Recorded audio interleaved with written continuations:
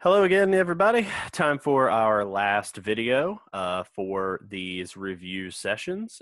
There's some of you may be asking, wait, last review video, then don't we have 6 units? Yes, but as you may recall from the surveys, we're rolling units 5 and 6 together because both of our classes turned out to not have any questions about the unit 5 as we covered it with political revolutions. So we're going to be talking a whole lot about industry today. And the topics of today are going to be governmental role in industry, the industrial economy / reactions to industrialization, and indigenous responses to state expansion. Those are our 3 topics, and we are going to dive into those. Simpson, I will let you take first pick. Sorry, my Alexa's going off. Alexa, off. My bad. So economics, I guess. Sounds we can good. jump right into. Sounds good. Let's get back into it. So obviously at this time period with industrialization really starting to sweep through, it made great sense that a lot of your business owners would push for capitalism. Imperialism is going to be supported, of course, by the monarchs and owners of businesses to get more resources to keep the industries afloat. But the big issue that we started to see is the disparity between those small percentages of wealthy business owners reaping all the profit. And then, of course, you have a huge volume of people who are just doing the basic work and all of the hard manual labor. Of course, this would be a really good gender studies opportunity as well, just something to think about. But for economics, we're looking at where the money is moving around. And this is where Marx starts to gain some traction in the kind of collegiate world that he is in, and he does get an interesting kind of following there with his arguments, that eventually there should be chaos because you've got all these people doing all the work and the business owners are just reaping, again, all the profit, which he could see at that initial period. And that is something that is important to think about is it doesn't necessarily stick in all of the countries where you're going to see socialism kind of being pushed and promoted because, again, you're going to see an eventual large middle class growing out of all of the labor and all of the industrialization taking place. And so with that large margin of middle class workers who were relatively happy with their lives and the money that they were making and the ability to grow their families and cities finding success, socialism starts to really kind of disappear or fade for a period of time. And of course, later on it will come back, but at this point in history, you're looking more at a largely capitalist approach. Yeah, exactly. And if you're looking for the short version of that, there's not really a great one that's much shorter. We did one in our notes, the capitalism, socialism, communism, what's the difference notes. You should have those. And if you were pressed for time and you needed just a throwaway line for contextualization regarding economics or even for outside evidence regarding economics, all you would technically need to put is that both socialism and communism rose as a reaction to the capitalist system of the early industrial revolution. That sentence alone should be enough. You don't have to become a communist or socialist to gain credit for referencing where they came from and why they came from, when they came from. I don't know if that sentence made sense. That was very well said, though. Yeah, thanks. All right. So my job is to talk about government's role in the economy. And to do that in both our class and in our review session, sorry to disappoint, we're going to look at some individual countries. I'm not going to go into nearly as great a depth as I would if we had a full hour. So just kind of to hit the highlights. Certain nations adopted pro-business policies wherein the government would give generous tax grants. Nations would give generous tax programs, land for almost nothing, rebates for hauling certain things or for performing government services. Most notable of these, and AP US and American 2 students will hopefully remember this, most notable amongst all these was, of course, the United States. Some of you may recall all of those super interesting railway scandals of the late 1800s. But even if you don't, the US and its governmental response was basically give businesses certain tools to succeed and then stay out of the way, lowering tax rates, et cetera, et cetera. It's not nearly as much laissez-faire capitalism as you'd think. The land grants, the tax benefits, but it is a kind of, here, we're going to pass these pro-business policies. Oh, you got some trouble with your workers? Well, we'll break up the strike for you. Remember, prior to Theodore Roosevelt's administration, U.S. government policy was basically, oh, the people are protesting, break them up. Mm-hmm. Meanwhile, other countries, they industrialized not by the government passing pro-tax policies or pro-business policies and staying out of the way of business, but by actively promoting industrialization. And the results of this were wildly inconsistent. We looked in our class specifically at the Ottoman Empire and Qing Dynasty China, both of whom practiced a largely conservative form of industrialization. They slowly industrialized. They sought to make these changes, but try to keep their very old school, in some cases, almost medieval social and political structures, and it did not work. They could not get all of the toys of social change and keep their society the same. So those two failed. Russia had state-run industrialization, but theirs didn't really work because they really only industrialized the very eastern part of Russia, and even then only some of the major cities, where the real major effect was deepening social divides and creating fertile ground for the world's first communist revolution. The most successful governmental promotion of industrialization, of course, happened in Japan, where the Meiji and the recently restored emperor pushed their way through various programs. They encouraged the building of factories. They invited Westerners. They restructured their government. They restructured their society by getting rid of the daimyo and the samurai.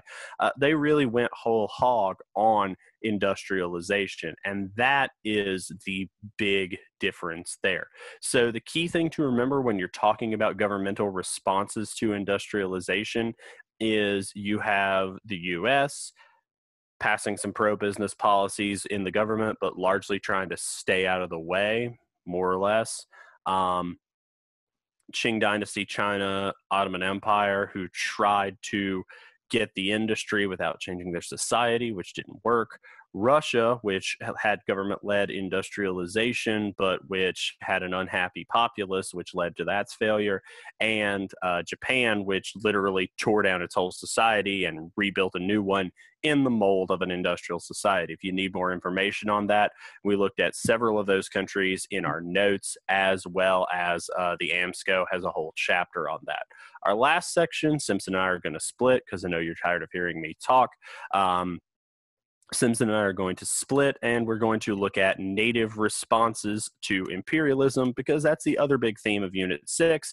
Other than industry, it's all these countries have industrialized, now they're trying to imperialize. So let's start by talking about locations.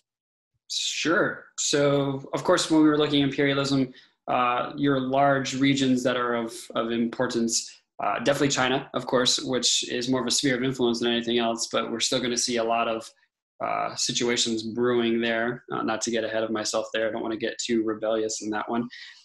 We could look, of course, into the Middle East or Southwest Asia, and then largely, again, Africa, which will be torn apart by the Berlin Conference. And of course, that gets really awkward when you start thinking of all those arbitrary lines that were superimposed by foreign powers, cutting across cultural divides and, you know, merging groups of people that don't get along together very well, but also don't get along with their European overlords. Yeah, and other locations see the arrival of imperialism too. Southeast Asia has has the French show up largely. Australia and New Zealand have the British show up. Indonesia is taken over by the Dutch. Even the American West is a native response to state expansion because, yes, you had California. Yes, you had, of course, all of the states east of the Mississippi, but that vast expanse out on the plains, out to the Rockies, was still mostly inhabited by Native Americans. And as in the 1800s, people moved westward, they began to come into conflict with those Native Americans, which brings us, of course, we'll start with the familiar United States and kind of bounce around elsewhere to indigenous responses. And the response was mostly resistance. Mm-hmm. People did not roll over and let Europeans take over, or Americans in the case of the Native Americans in the Midwest. They didn't just let these people come and take over their nations.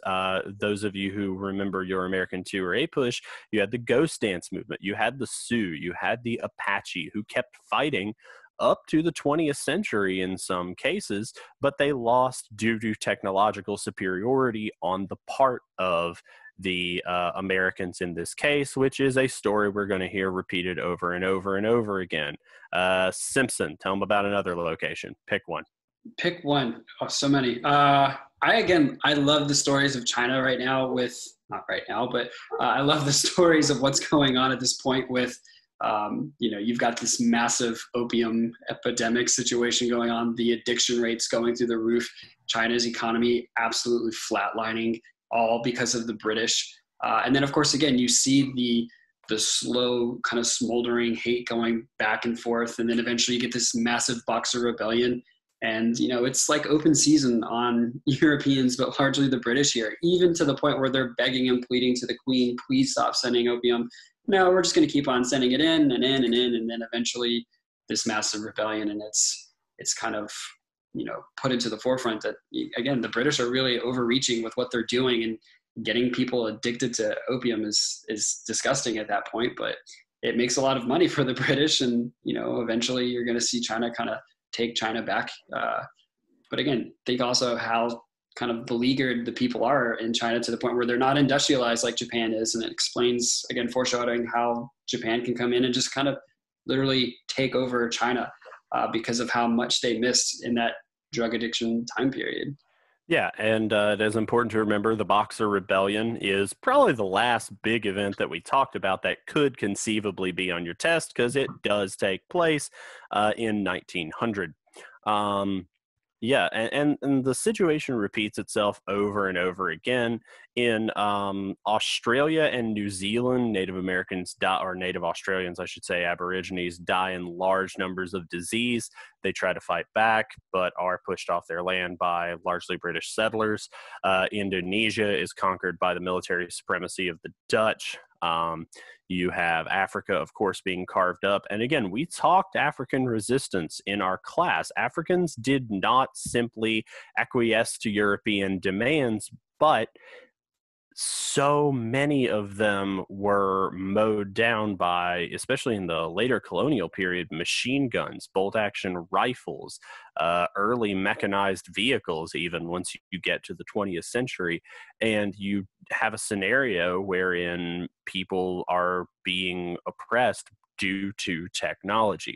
There is one last small group we need to talk about regarding native responses to European expansion, to state expansion, I should say. And that small group is the ones who went along with it.